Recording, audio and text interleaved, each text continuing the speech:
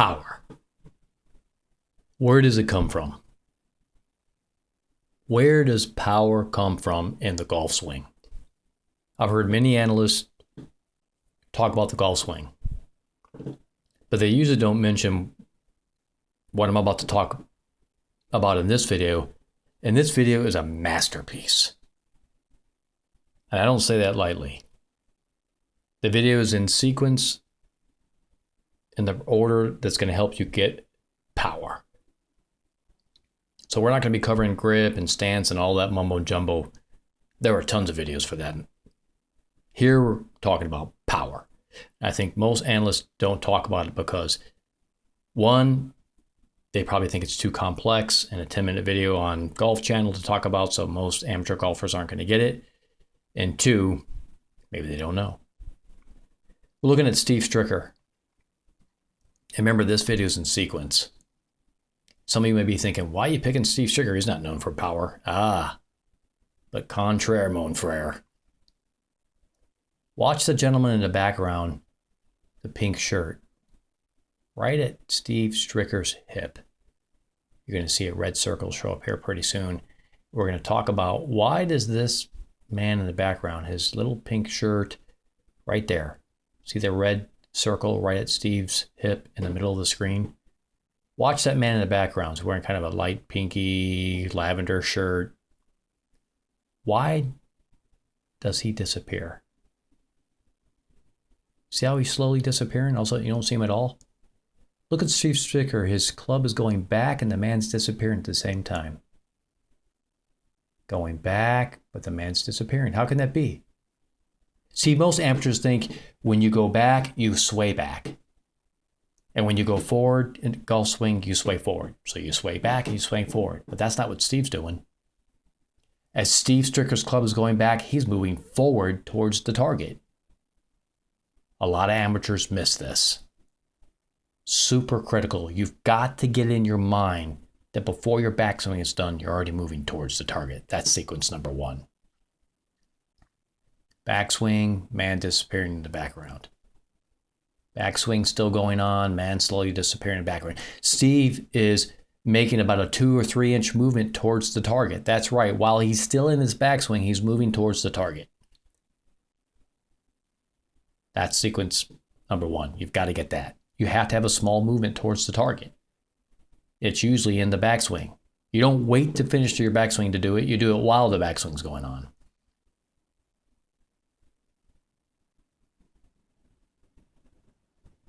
Let's talk about, here in a little bit, we're going to talk about the arms. Is Steve Stricker swinging his arms? Stricker swinging his arms? No.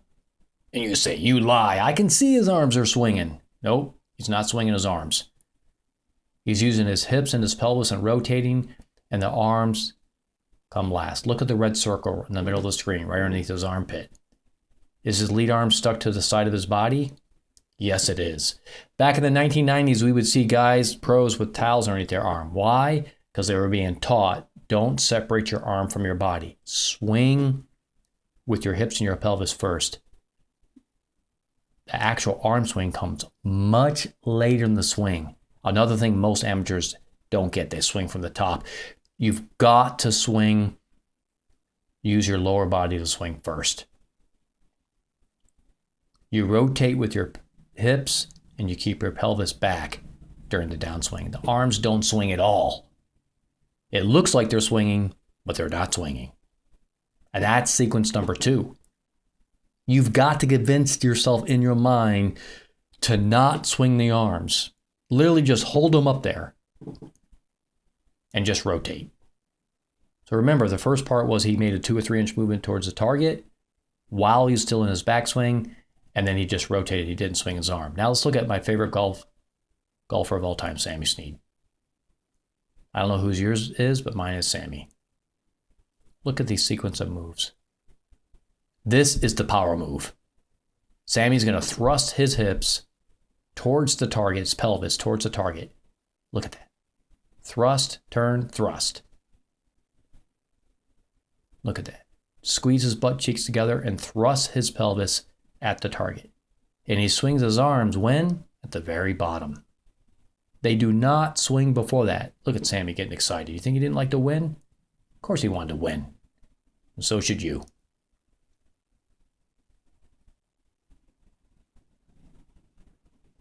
One of the greatest swings of all time, Sammy Snead. Let's look at Xander Schauffele.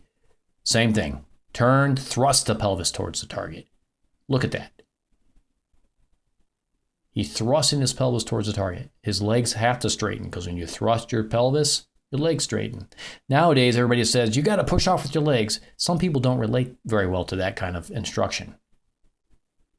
We all know what it's like to thrust our hips, right? We all, our favorite activity, you know what I'm talking about. If you thrust your pelvis too soon, you thrust it at the ball. If you thrust them late, you get power. One of the greatest, most flexible golf swings and one of the longest drivers in the PGA, Cameron Champ. Watch him. He's going to rotate and not swing his arms. He's going to thrust his pelvis to the target. His arms swing later. Look at his rear arm. Is it bent? Look, it's bent. It's bent the whole time. Look at that. That means he's not swinging his arms. Is it still bent? Yes. Still bent? Yes. Still bent? Yes. Now he swings his arm. He's not swinging. He's just rotating. No swinging the arms. No. Now he starts to swing the arms at the very bottom. So what's happening before that? He's using his rotation and his pelvis to thrust at the target, and he swings his arms. Look at his hand. They're past the ball. And his arms are still not fully extended. Look at his trail elbows still bent. This proves that professional golfers at the highest level do not release and swing their arms until much later in the swing. And you should do the same.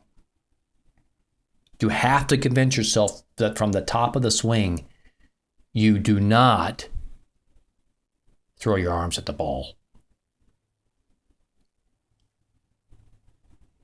Remember the sequence. You first have that small movement while you're still in your backswing, like Steve Stricker showed. So while you're still going into your backswing near the top, but you're not done, you make about a 2 or 3 inch movement towards the target. Then Steve rotated and didn't swing his arms at all, right? Remember the man disappeared behind him? And he rotated and rotated and rotated.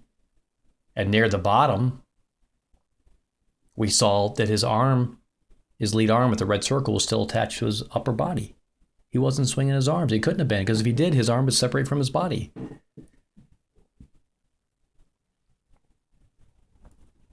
And then we saw Sammy Snead doing the same thing from a different perspective, and we saw that he thrusts his hips at the target, not at the ball, sitting on the tee or on the ground, but at the target. And he doesn't swing his arms until the very bottom. Professional golfers don't even really think about swinging their arms. Some of them may do it, but they're not swinging their arms. It may look like they are, but that's not what they're doing. They're moving towards the target earlier in the top of their backswing. They're keeping their pelvis back, beating towards their heels, so to speak. Their butts back towards their heels. They rotate from the top. They do not swing their arms. And then as their hips begin to turn towards the target, they thrust their pelvis towards the target, and then their arms swing, which by then their arms are down by the ball. And you see right here in Cameron Champ, his rear arm is literally still bent, even though his hand is past the ball. The club hasn't even hit the ball yet. Now look at his pelvis, fully extended, pointing at the target. Is his pelvis extended at the ball? No, it's extended and fully flush, as much as he can extend it and push his pelvis and thrust his pelvis is at the target. You've got to get it in your mind that the golf swing is not sway back and sway forward. I sway back, and then I swing forward, and then I just swing my arms from the top as I swing forward. No. Go back and watch the video again. The main sequence is only 6 minutes long. Get the sequence right. Learn when to thrust your hips.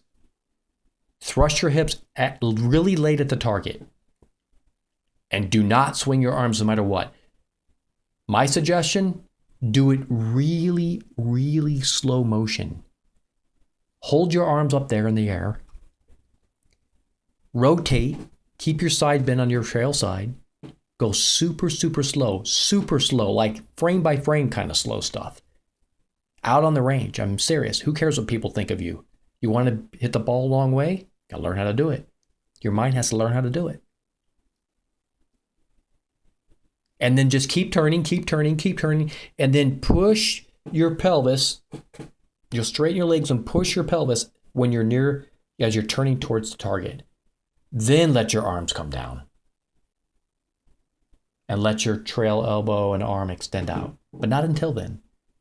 And repeat it over and over and over again until your brain understands, oh, I have to do things much different than I thought. Unless I want to remain just a weekend hacker slapping away at, scoring 90 every day. This video is a masterpiece on how power is generated in the golf swing. And if you go back and watch it carefully and incorporate this into your golf game and put the hard work in at the range, you're going to pound the golf ball a long way. Hope you all enjoyed it. Talk to you real soon again next time.